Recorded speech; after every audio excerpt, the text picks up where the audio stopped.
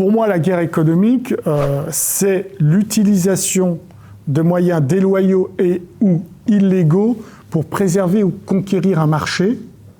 J'ajoute que la guerre économique existe à la fois en temps de paix et en temps de guerre.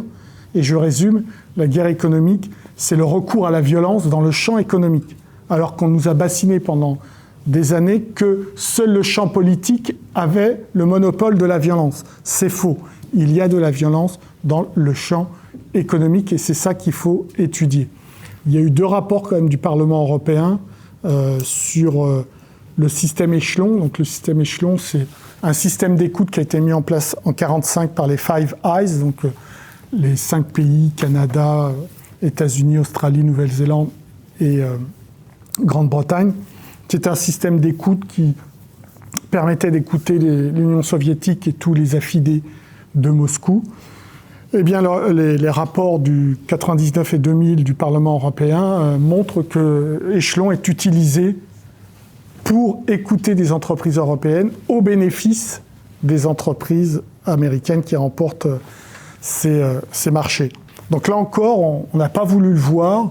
On a mis ça sous le tapis, nous les Européens.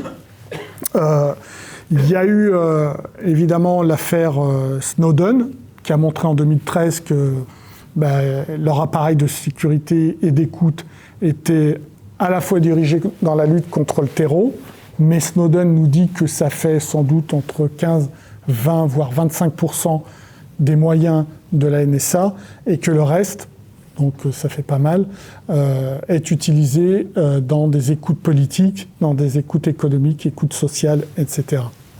Écoutez, si vous prenez la stratégie américaine qui est annoncée depuis les années 70 par Zbigniew Brzezinski, qui était un conseiller de Carter, faut lire son bouquin, où il considère les Européens comme des vassaux, point à la ligne. Donc il faut qu'ils se comportent comme des vassaux et tout ira bien s'ils continuent à se comporter comme des vassaux.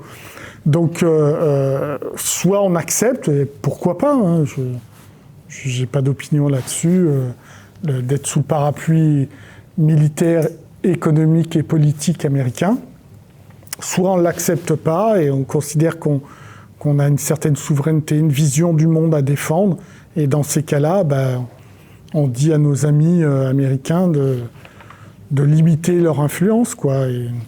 Et on parle d'autonomie stratégique en Europe, on reprend en main notre destin, on reprend en main notre défense, on reprend en main notre économie, et puis voilà. Donc c'est des choix là qui s'opèrent et qui sont vitaux pour l'avenir du vieux continent.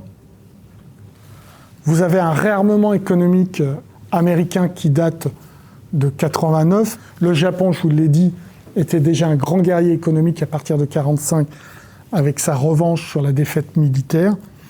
La Chine qui se réarme depuis 4-5 ans avec toute cette stratégie mise en place par Deng Xiaoping.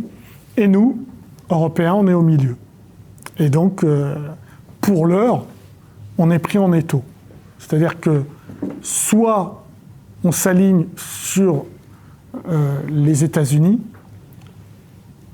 on se soumet aux lois extraterritoriales américaines, et dans ces cas-là, si cette soumission a un impact sur la stratégie économique de la Chine, alors on peut aussi être pris en tenaille par le droit chinois.